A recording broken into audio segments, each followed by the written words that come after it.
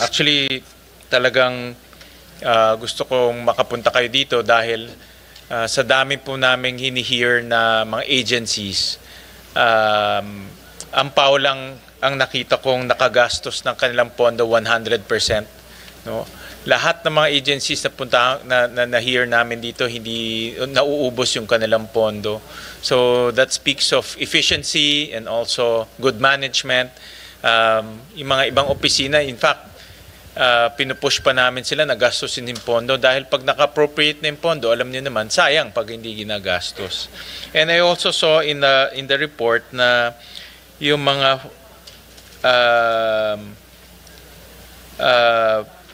field lawyer positions ninyo, almost lahat na fill up rin. No? 99.93% ang fill up rate. Another, I think for me, this is another accomplishment. Again, many agencies, hirap na hirap punuin yung kanilang mga authorized positions. Sayang kasi andun na yung authorized positions at hindi na-fill up. So, naiiwan lang yung pondo.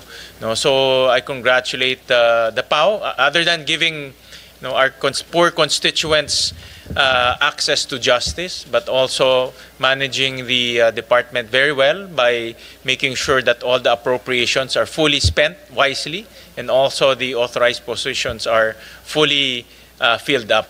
So I congratulate PAO for those achievements. No? Yeah. Thank you so much, Chairperson, Senator Win Gatchalian, for your remarks na lalo po kami ma-inspire para sa maralitang Pilipino sa inyong pag-analisa kung paano nagtatrabaho ang buong pwersa ng PAO. Maraming salamat po. At marami kayong bibigyan ng serbisyo. Nakita ko dito in 2024, 15 million ang nabigyan nyo ng tulong. Napakalaki yun na suporta na binibigay ninyo sa ating mga poor constituents, mga indigent constituents. Pero nakita ko rin, ang laki ng jump noong 2023, 12.5, tapos noong 2024, 15. Bakit po lumaki ang kliyente ho natin? Almost 2.5 million ang itinaas in just 1 year.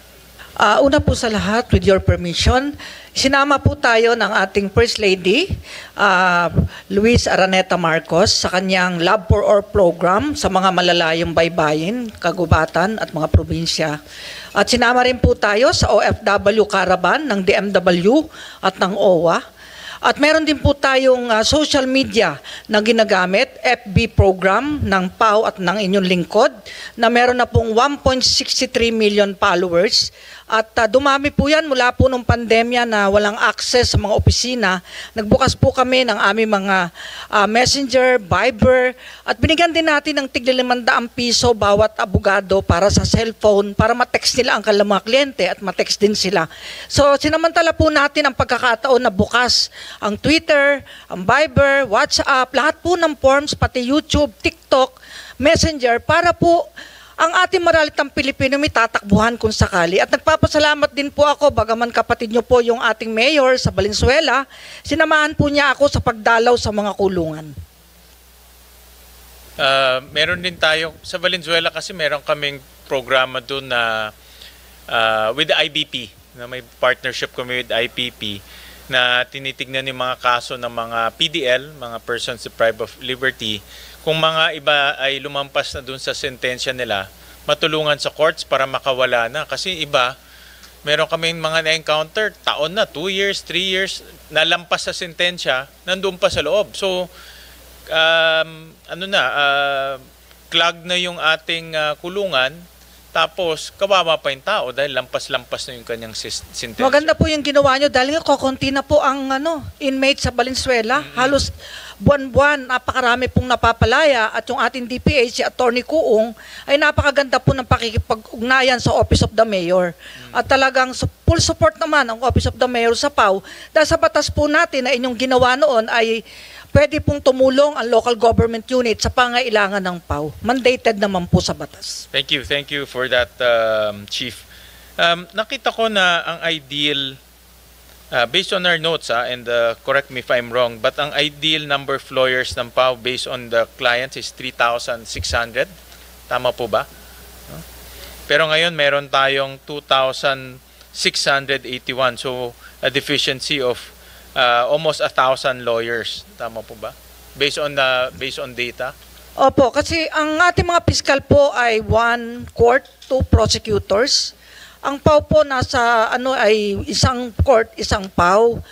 Pang criminal case lang po 'yon. Pero po paano yung labor cases natin para sa mga obrero? Paano rin po yung ating mga counterpart ng Solicitor General sa mga apila? Paano naman po yung mga attend sa mga preliminary investigation at mga quasi-judicial cases ng maralitang Pilipino? Kaya ang bawat PAW po ay talagang overwork. Halos every quarter may lumaalis po, nagpipiskal, nagja-judge, napakalakas ng turnover. Kaya alang nangyari po kay PAW Chief kundi maging teacher na lang ng mga bagong pasa para po maging epektibo sila. Pero pag naka 5 years, ayun, judge na, piskal na. At may mga justices na rin po sa Korte Suprema na galing sa PAW, sa CA, sa Sandigan. At talagang okay lang po yon dahil magandang source po ang PAW ng well-trained lawyers saka sanay na talagang honest at hindi tumatanggap ng bayad sa kliyente. I think sa mga abogado, magandang training ground ang PAW dahil talagang ito literally grassroots, no? At yung pinaka mahirap natin mga kababayan ang tinutulungan nila. Lalo na yung mga kababayan natin na marami siguro iba no read no write, iba hindi rin naintindihan ng batas, no? Dahil komplikado yung batas. So magandang training ground na meron silang ganitong connection sa mga kababayan natin para alam nila yung realities on the ground. Ano ba yung talagang nararamdaman ng mga ordinaryong kababayan natin. Kaya ako rin, alam ko, even nung mayor ako, mataas ang turnover, papuntang PAW, which ako, para sa akin, okay yun. Dahil sabi ko, it's a good training ground. Pag gusto nyo pang umakyat to, maging judge, justice, at least naranasan nyo yung pinaka-grassroots ng law profession. Nag-aalala lang po ako baka mag-aalisan yung magagaling. Kaya nilalaban po namin ang karapatan ng mga senior na dapat sana kapantay ng sweldo ng mga counterpart namin sa prosecution. Kasi may demoralization po yung mga regional public attorney sa regional prosecutor, mas napataas pala ang kanilang rango bagaman sa batas, sa Paulo, RA 9406 ay pantay dapat. Kaya may request po kami sa DBM na pagpantayin na ayon sa batas pero ni-refer po sa DOJ hanggang ngayon po nasa DOJ pa ilang taon na. Malamang baka kayo po ang makatulong sa amin sa parity at kung anong benepisyo ng mga piskal yun din sa PAW. Dahil paano po kung wala na yung mga senior na magagaling? Maiwan na lang bagong pasasabar. Kawawa rin po yung maralitang Pilipino kung puro bagong abogado na lang po ang uugip dito sa ating opisina. So ang inyong request is yung mga senior positions iparehas sa fiscal. Opo, kasi yun po nasa batas eh. Ang sabi doon ay same privileges, retirement, rank, salaries, pero ang nangyari po ay parang doon sa naging implementing rules ni Secretary, yung pong nagpakamatay, Secretary Andaya, ay mas nataas pa rin yung mga prosecutor eh. Ako po walang problema dahil 2004 nung pinatigil natin ang pagbitay ni President Gloria ay na-promote po ako sa cabinet rank. Kaya ako po ay nasa 31 na. So paano naman po yung hahalili sa akin, mananatiling 30, yung mga deputy 29. So napag-iwanan po ng Department of Justice ng NAPROS. Pero yan po ay tinalakay na rin sa mga committee hearing na sana po ay mapagbigyan na ng DBM dahil ang gusto ng DBM may opinion pa ng DOJ. Sabi ko may batas na eh. Bakit kailangan pa ng opinion? At kami po ay independent and autonomous na sa DOJ sangayon sa Republic Act 9406. Kaya ang kailangan lang daw po pirma ng Secretary of Justice. And then after that, may corresponding budget, no? Kasi adjustment pataas yan eh. Opo, ang sabi ko kahit prospective na lang dahil nagtitipid po tayo, payag po yung mga senior, kahit hindi retro ng 2010 pa, kahit prospective, kahit ngayong buwan na to, sa susunod na buwan, pumapayag po kami. Magkano po yung adjustment? Do you have any computation? Bali, one salary grade lang po. Kahit roughly lang, magkano ang adjustment? Pagkano ba yun? Do you have any... Bali, 17 po yung regional directors natin, and then ang assistant regional ay nasa 21, tsaka yung deputy. Okay. At kung may papalit po sa akin, 30, magiging 30 lang, step 8, kasi ayaw pumayag ng DOJ, nakapantay ng DOJ secretary ang magiging rango po. Itong one adjustment up is pantay na with fiscal. Opo, Okay. opo. Hindi naman pala ganun kalakihan Hindi na. po, kasi yun lang matataas. Kasi yung mga mabababa, mga bago lang lawyer din ho yun. Kasi correct. nag-aalisan.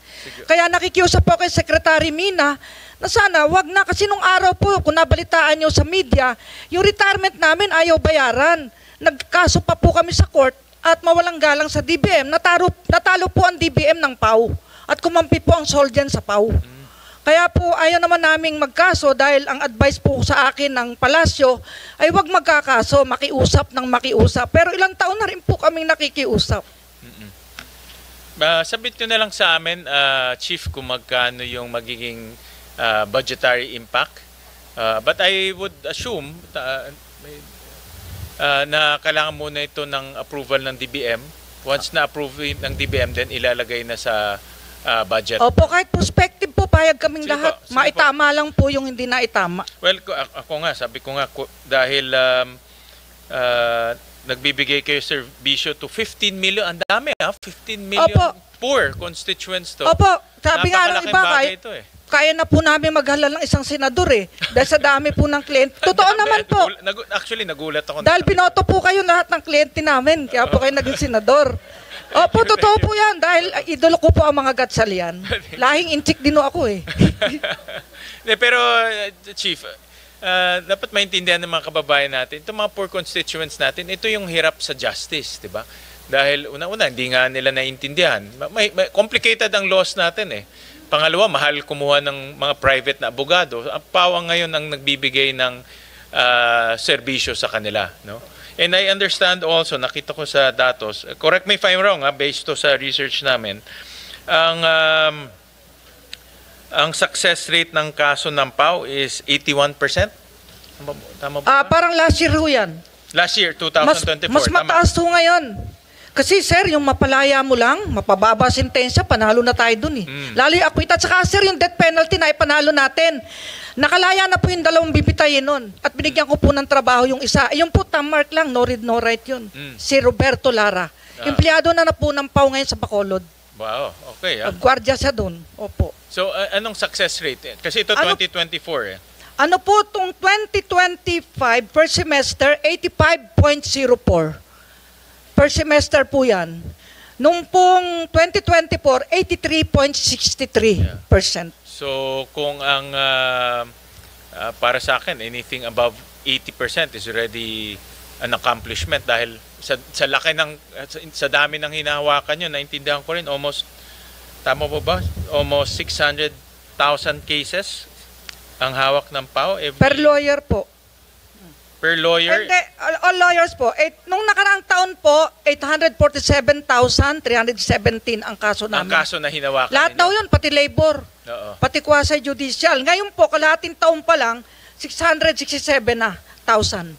And then ang success rate, on the average lang kung Ang 800,000 a year, ang success rate is 85%. More or less Opo. Oo.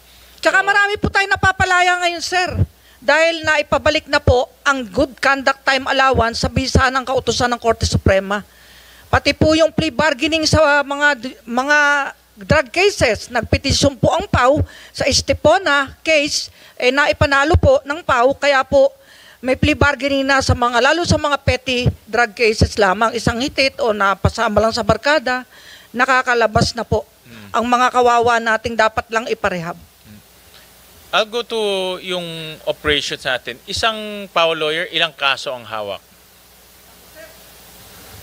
Ang isang PAW lawyer po na isang taon, 317 cases. 300, dami Kaya pag natuto po, umaalis na talaga, hindi na mapigil Kasi sabi na, lilipat sila sa ginhawa naman, matagal na kami nagtiis. So araw-araw may kaso siya? Opo, sa isang halos araw-araw kalendar, may kaso 20 to 40 cases po nakaset. Correct, oo. Opo, at saka hindi pwedeng postponement, bawal sa amin yun. Ayaw ko nun. Dahil gusto ko, laging ready. Kaya overtime pa ho sila. At ang PAW may 24/7 hotline. Ayan, Saturday, Sunday, may duty po. May inquest kami hanggang hating gabi. At kahit sino po, kahit taxpayer, pag walang private lawyer, pwede kaming tawagin at napapalabas po. Nakita ko nga dito, all 2,681 PAW lawyers are required to render 24/7 inquest and urgent legal assistance. Opo. So wala talagang tulugan. Wala akong tulugan madalas. Hirap pala Lalo na. nung tanimbala nung araw, 5 buwan mo kami walang tulog. Dito, Buti na wala na ho yun. mas madali pala trabaho natin dito. Si Secretary. Opo, kaya talagang kailangan po ng suporta ng ating mga legislators ang PAO. Kawawa no, pag alis ko po, sana may mga magpapatuloy pa rin ang ating advocacy. So that's why nag-submit kayo ng proposal for 985 positions. Tama Opo, ba? opo. Okay. And that's for 2026. Pwede po sa 2026. Nakapasok na ho yan sa budget niyo? Itong Hindi 900? pa ho nakapasok. May sulat po ang DBM kamakailan. Kailangan na naman daw po ng pirma ng Secretary of Justice. Kaya po, minsan malungay, nagdemanda nga po kami sa retirement. Kaya lang na kami nabayaran dahil nag-object po ang Department of Justice noon. Ewan ko po kung anong gusto ng mga taga-legal nila. Kasi malamang may law sila, hindi pa rin po na-approve hanggang ngayon yung State Council natin na iwan. And then meron kayong, I think meron kayong for 2026, ang proposal niyo is 500 lawyers, tama? Tama po. So yun ang para naman mapababa yung workload na 1:300 cases. Opo, talaga kawawa po yung mga PAW, lalo po yung mga PWD na mga PAW. Sa Sagada, ano yung paano isa, yung talagang hirap na hirap, umakyat doon sa opisina, sa court. Talagang kailangan po talaga ng suporta ng PAW. Sana bago po ako mag-retire sa PAW, matupad na yung legacy ko.